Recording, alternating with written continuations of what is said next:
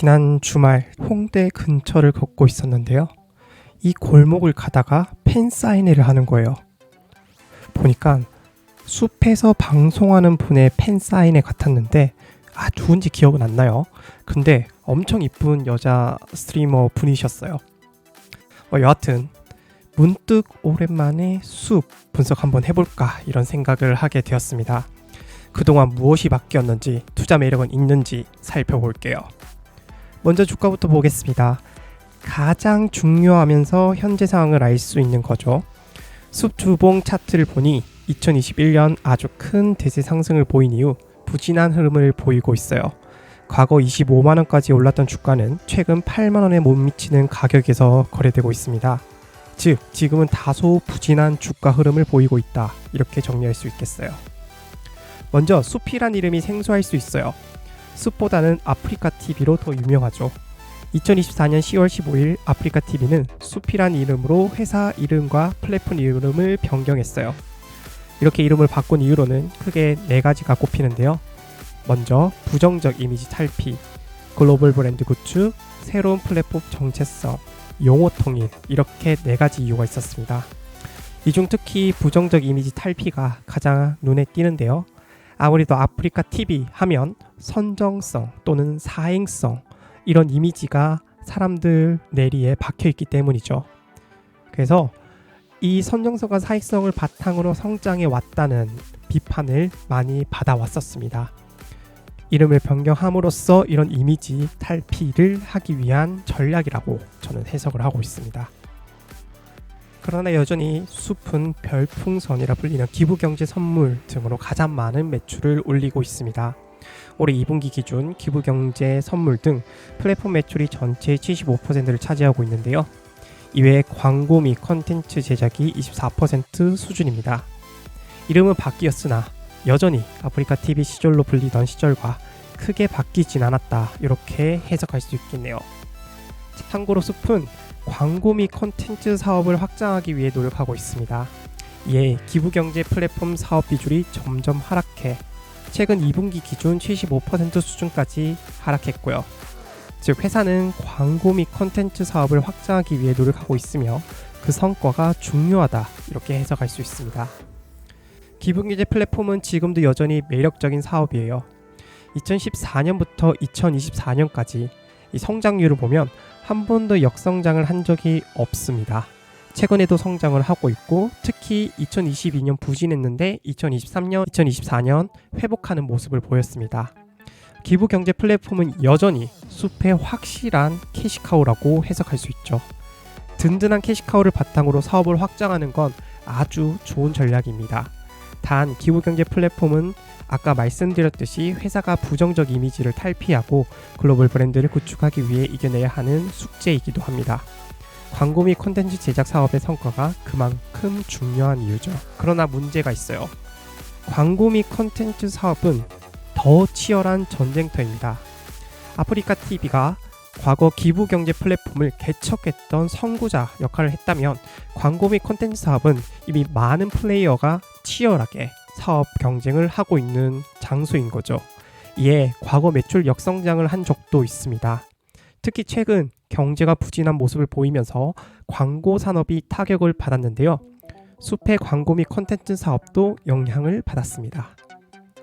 저는 항상 얘기하죠. 주식 투자에서 가장 중요한 게 뭐냐? 바로 성장 매력입니다. 이 성장 매력이 시장에서 인정을 받을 때 주가가 상승하고요. 현재 숲은 주가가 부진한 이유로 결국 성장 매력이 부족하다, 이런 평가가 있는 거고요. 또는 성장 매력이 있으나 시장이 이를 몰라줄 때도 있긴 해요. 만약 성장 매력이 있으나 시장이 몰라준다면 투자해야 합니다. 이때 우리는 투자 기회 또는 투자 매력이 있다, 이렇게 판단을 하는 거죠. 그러나 성장 매력이 부족하다면 다른 매력을 찾거나 투자를 하지 말아야 합니다. 저는 숲의 성장 매력을 찾은 후 투자 여부를 판단해 보려고 해요. 앞서 살펴본 바와 같이 숲은 2가지 사업 모델이 있는데요. 바로 별풍선 등 기부경제를 바탕으로 한 플랫폼 사업과 광고 콘텐츠입니다. 여기에 더불어 해외 진출도 챙길 필요가 있죠. 성장 매력을 찾기 위해 지난 7월 31일 하나증권에서 나온 리포트를 참고해 볼게요. 이준호 애널리스트에 의하면 게임 광고가 하반기 포인트가 될 거라고 하는데요. 숲은 게임 광고 비중이 높기 때문에 늘어나는 게임 광고의 수혜를 볼 것으로 기대했습니다. 그런데 과거 숲 분석 리포트를 보면 해외 진출에 대한 내용이 되게 많았거든요. 그런데 최근 리포트를 보면 해외 진출에 대한 내용이 한 글자도 들어가 있지 않아요. 이 포인트 한번 짚고 넘어가고요. 다른 자료를 찾아보니 이런 내용도 있었습니다. 지난 9월 6일 머니투데이에서 나온 기사고요. 제목은 엑셀 방송 숲 주가 15%뚝 대표 보수는 2배 늘었다입니다. 내용 중 여의도에서 나온 의견을 정리해 볼게요. 내용을 보면 여전히 선정성에 대한 논란이 있다. 이거 한번 챙겨가시고, 증권가로부터 목표 주가 하향 조정이 많았나 봅니다.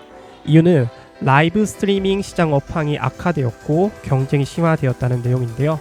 이전보다는 유튜브 라이브, 네이버 치치직 등 라이브 스트리밍 채널이 많이 늘어난 점을 지적했습니다. 많은 증권사가 숲 목표 주가를 낮추었다는 점 기억해 주시면 좋을 것 같고요. 특히 미래에셋증권은 목표 주가를 75,000원으로 낮추었는데요. 실질적 매도 의견인 중립도 제시했습니다. 특히 기부경제 선물 매출 성장이 둔화되었다는 지적을 했는데요.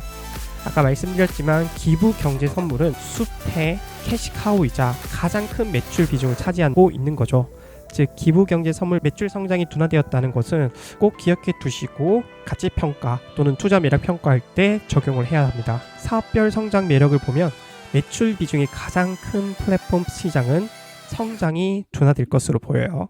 그러나 광고 및 콘텐츠 사업은 게임 광고 수혜를 기대한다고 했습니다. 그런데 과거 성장 요소로 꼽힌 해외 진출은 아예 언급도 되지 않고 있어요. 이는 성과가 미비하거나 기대를 받고 있지 못하다, 이렇게 해석할 수 있습니다. 결국 정리하면 광고 및 콘텐츠 사업의 성장 매력이 유일합니다. 즉 폭발적 성장을 기대하기 어렵다, 현재 어려운 상황이다, 이렇게 볼 수 있겠네요.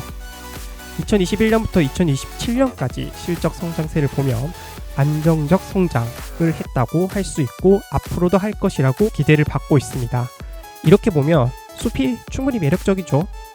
그러나 매출 성장률이 둔화되고 있다, 이 사실을 기억할 필요가 있어요. 특히 증권가는 2026년과 2027년 매출액 증가율로 약 10% 정도를 예상했는데요. 그만큼 성장 기대가 많이 내려간 상황이다, 이렇게 보시면 되겠습니다. 단 기대되는 성장률이 내려간 만큼 PER도 낮아졌어요. 과거 32배까지 올랐던 PER은 계속 떨어져 최근 9배 수준까지 떨어졌고요. 즉 성장률이 떨어진 만큼 PER이 낮아졌기 때문에 주가가 비싸다, 이렇게 판단할 수는 없어요. 성장률이 떨어진 만큼 PER이 낮아졌기 때문이죠. 또 숲은 영업이익률이 최소 25% 이상을 유지할 정도로 높은 편입니다. 높은 영업이익률은 투자 매력을 높여주는 요소 중 하나죠. 단 과거 좋았던 시절 34%에 비하면 조금 떨어졌고 앞으로 영업이익률이 조금은 떨어질 거다, 이렇게 예상하는 점은 주의해야 합니다. 즉 숲의 투자 매력을 정리해 볼게요. 낮은 성장률, 낮은 PER, 높은 수익성, 이렇게 정리할 수 있어요. 그래서 낮은 성장률, 낮은 PER, 즉 기대치를 낮게 잡고 투자한다면 도전해 볼 만한 종목이라고 최종적으로 평가할 수 있겠죠. 이전 제가 영상에 내재가치 그가의 것 대충에서 제공해 드린 엑셀 파일을 이용해서 내재가치 계산을 해 볼 거예요. 먼저 과거만큼 미래에도 성장을 할 것으로 예상하고 기대 수익률을 계산해 보면 기대 수익률은 20.4%가 나옵니다. 우리가 보통 기대 수익률이 15% 이상이면 투자 대상으로 뽑잖아요. 이렇게 보면 현재 주가가 충분히 매력적인 상황이라고 할 수 있는 거죠. 그러나 앞서 살펴본 바와 같이 또 리포트를 본 것과 같이 성장성이 앞으로 둔화될 것으로 예상하기 때문에 조금 더 보수적인 전망을 해야 한다고 생각합니다. 이에 올해부터 향후 5년간 ROE는 20%, 이후 3년간은 15%, 다음은 2년간은 10%로 ROE를 예상해서 기대 수익률을 계산해 보았는데요. 즉 시간이 갈수록 성장성이 떨어진다, 이렇게 가정을 한 거죠. 이렇게 더 보수적으로 기대 수익률을 측정한 결과 기대 수익률은 7.6%입니다. 투자 매력도가 크게 낮아진 거죠. 결국 낮은 성장률과 낮은 PER을 기준으로 투자 판단을 내리며 적정 가격이라고 할 수 있어요. 그리고 이는 싸게 사는 또는 안전마진을 확보해 매수할 수 있는 가격이 아니다. 그렇기 때문에 투자 매력이 아쉽다. 이렇게 판단할 수 있고요. 또 기대 수익률이 7.6%라는 점도 투자 매력이 아쉽다고 판단하는 근거가 될 수 있어요. 가치적 측면에서 매력이 부족하니 가격 움직임을 기준으로 투자 판단을 내리는 기술적 분석도 볼 거예요. 숲 주가는 최근 급락 후 지지부진한 흐름을 보이고 있는데요. 9월 들어 반등의 씨앗은 보였으나 아직 과거 흐름을 깰 만한 매수세가 들어왔다고 보긴 어렵습니다. 다시 말하면 하락세의 그 기조를 깰 만한 매수세가 들어온 것 아직 그렇게 보긴 어렵다. 이렇게 판단할 수 있고요. 단 숲을 좋게 보면 바닥에 사고 싶은 분이라면 현재 도전해 볼 만한 사항입니다. 그러나 제가 누누이 말씀드리지만 바닥에서 사는 것은 조금 위험도가 높다. 무릎에 사서 어깨에 파는 전략이 가장 현실적이고 이상적인 투자 전략입니다. 그런 측면에서 아직은 조금 위험성이 크다. 이렇게 볼 수 있어요. 그럼에도 불구하고 내가 바닥에 살고 싶다면 주의할 점은 이 최근에 3일 연속 상승한 게 외인 자금으로 상승했다는 점을 말씀을 드릴게요. 즉 외인 자금이 다시 빠져나가는 모습을 보인다면 손절을 각오해야 합니다. 물론 저는 기술적 분석으로 숲을 투자하는 건 추천하진 않습니다. 왜냐하면 오히려 지금은 이 기술적 분석보다는 가치적 측면에서 접근하는 게 더 현명해 보여요. 왜냐하면 PER이 충분히 낮아졌기 때문에 이 투자 난이도가 굉장히 낮아졌다 이렇게 볼 수도 있거든요. 그런데 아까 보셨듯이 가치적 측면에서도 투자 매력이 크지 않다. 그래서 결론적으로는 숲을 투자하기엔 좋을 때는 아니다 이렇게 생각을 합니다. 단 숲에 대해 아주 긍정적으로 생각하신 분이라면 아까 보여드린 기대 수익률이라든지 이런 게 조정이 될 거기 때문에 충분히 투자를 할 수는 있겠죠. 다만 저는 앞서 근거들에 인해서 투자하기엔 좋을 때는 아니다 이렇게 말씀드릴 수 있겠네요. 우연히 생각난 과거 저에게 좋은 기억을 남겨준 숲을 오랜만에 살펴보았습니다. 전 숲에 대해 다소 아쉽다는 의견을 냈는데요. 여러분은 어떻게 생각하시나요? 댓글로 의견을 남겨주시면 좋을 것 같고 저도 그 댓글을 읽으면서 투자에 도움을 받아보도록 하겠습니다. 감사합니다.